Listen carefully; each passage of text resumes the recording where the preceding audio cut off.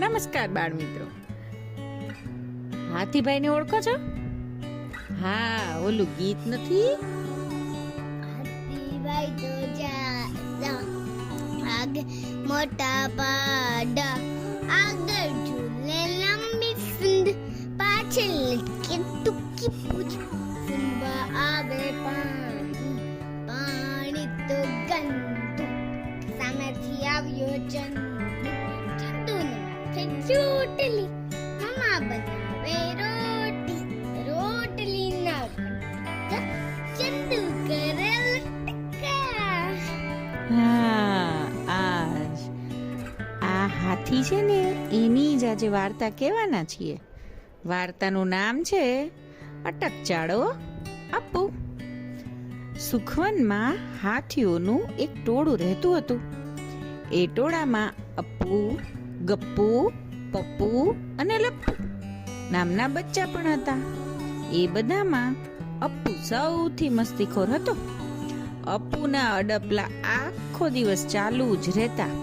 તે બચ્ચા ઉપર પાણી ઉછાળે,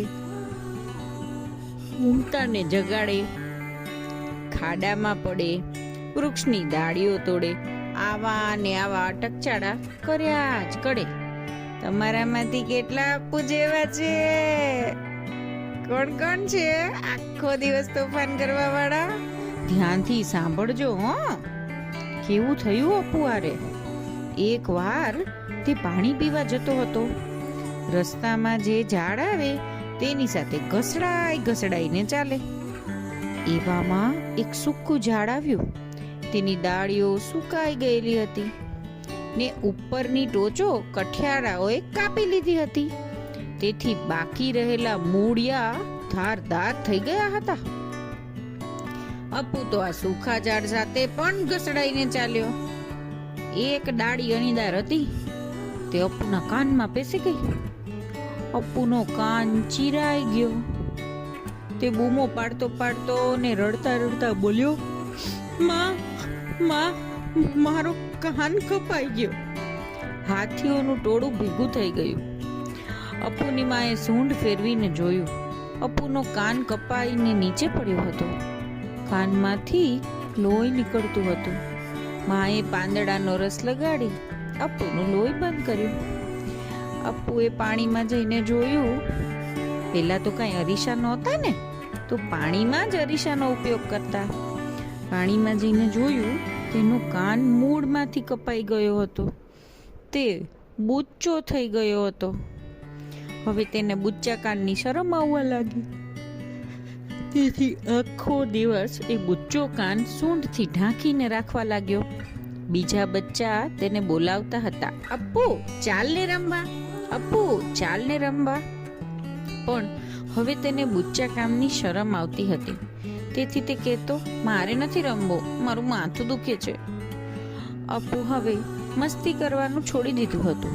તે એકલો ફરતો હતો અને ટોળાથી દૂર જઈ એકાંતમાં બેસી રહેતો હતો.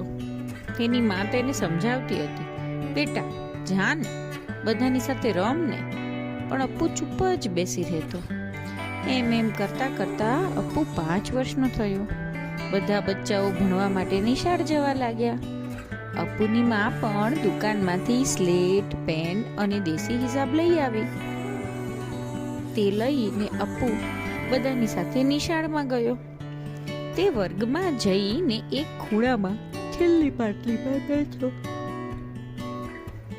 ગપ્પુ, પપ્પુ અને લપ્પુએ એને કહ્યું પણ ખરું, અપ્પુ અહીં અમારી પાસે આવીને બેસ ને. અપ્પુએ પોતાની સૂંઢ ઊંચી કરીને કહ્યું, ના, મને અહીંયા જ સારું ફાવે છે. નિશાળ છૂટી. તે તરત જ બહાર નીકળી ગયો અને એકલો જ દોડતો ઘરે જતો રહ્યો. માએ પૂછ્યું, બેટા તું એકલો કેમ આવ્યો? ગપ્પુ, પપ્પુ અને લપ્પુ ક્યાં ગયા? અપ્પુએ કહ્યું, માં એ તો બધા રમતા આવે છે, પણ મને તો ભૂખ લાગી હતી એટલે હું જલ્દીથી આવતો રહ્યો. બીજે દિવસે રિસેસમાં અપ્પુ એકલો ખૂણામાં બેઠો હતો. ત્યાં લાલી કૂતરીનો પંપી આવ્યો. તેણે અપ્પુનો હાથ પકડીને કહ્યું, ચાલ અપ્પુ, બહાર રમવા ઊભો થા, એકલો કેમ બેસી રહ્યો છે? અપ્પુએ બુચ્ચા કાંચ પરથી પોતાની સૂંઢ ઢાંકી રાખી હતી તે ઉઠાવી ને કહ્યું, મારે નથી રમવું, મારી તબિયત સારી નથી, મને બરાગત થઈ છે. પંપીએ અપ્પુની સૂંઢ પર હાથ મૂકીને જોયું અને પછી કહ્યું, અરે તને તો કાંઈ નથી થયું, તારું શરીર તો ઠંડુગાર છે, તને બરાગત જેવું કાંઈ નથી. કરીને તેણે અપ્પુની સૂંઢ ખેંચી લીધી. બરાગત એટલે તાવ. હવે અપ્પુનો બુચ્ચો કાન ખુલ્લો થઈ ગયો હતો એટલે તેણે સાચી વાત કહી દીધી. પંપી, મારો કાન બુચ્ચો છે, એની મને શરમ આવે છે એટલે હું રમવા નથી આવતો. પંપી ગડગડાટ હસી પડ્યો. અરે એટલી જ વાત છે ને, એમાં તું શું ગભરાઈ ગયો? જો મારી તરફ, મારે કેટલા પગ છે? અપ્પુએ પહેલી જ વાર પંપી તરફ જોયું. પંપીને 3 જ પગ હતા. કૂતરાને કેટલા પગ હોય જનરલી? 4 હોય ને, આને 3 જ હતા. તેનો પાછલો એક પગ બચપનમાં સાયકલ નીચે આવી જવાથી ભાંગી ગયો હતો અને કાટખૂણે વળી ગયો હતો. તે જમીન પર અડકતો જ ન હતો એટલે એ 3 પગથી ચાલતો હતો. લંગડાઈ લંગડાઈ.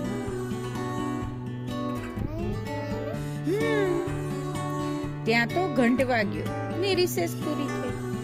પંપી એની જગ્યાએ જઈને બેસી ગયો. પછી અપ્પુ એકલો વિચારવા લાગ્યો, પંપી તો મારી જેમ શરમાતો નથી, તો બધાની સાથે કેવો હસી હસીને વાતો કરે છે. બીજે દિવસે અપ્પુ ખૂણેવાળી પાટલી પર એકલો બેઠો હતો. રિસેસમાં પંપી બચ્ચુને લઈને એની પાસે આવ્યો. તો બચ્ચુ કોણ હતો? બચ્ચુનો એક હાથ ટૂંકો અને પાતળો હતો. તેને જન્મથી જ આ ખોડ હતી. બંને જણા બળજબરીથી ખેંચીને અપ્પુને રમવા માટે મેદાનમાં લઈ ગયા. અપ્પુ, પંપી ને બચ્ચુ 3 જણા બીજા વિદ્યાર્થીઓ સાથે ફૂટબોલ રમવા લાગ્યા. અપ્પુને બહુ મજા પડી. એ પછીના દિવસથી રિસેસમાં અપ્પુ જ પહેલો તૈયાર થઈ ગયો અને પંપી અને બચ્ચુ પાસે જઈને તેણે કહ્યું, ચાલો મિત્રો, મેદાનમાં રમવા જઈએ. હવે અપ્પુ, ગપ્પુ, પપ્પુ અને લપ્પુની સાથે જ નિશાળે આવે છે અને સાથે જ રમતો રમતો ઘરે જાય છે. રિસેસમાં પણ બધાની સાથે રમે છે અને આનંદ કરે છે. અપ્પુને હવે એના બુચ્ચા કાનની શરમ આવતી નથી. હવે તો એ સામેથી જ બધાને કહે છે, નાનપણમાં હું બહુ મસ્તીખોર હતો, જ્યાં ત્યાં બહુ અડપલા કરતો. એવા અટકચાળા કરતા કરતા મારો આ કાન ગયો, જુઓ. એટલું કહીને બધાને પોતાનો બુચ્ચો કાન બતાવે અને પછી બધાની સાથે કડકડાટ હસી પડે. કેવું લાગ્યું અમારા અપ્પુભાઈ નું? મજા આવી? ઓકે બચ્ચાઓ, ગુડ નાઇટ.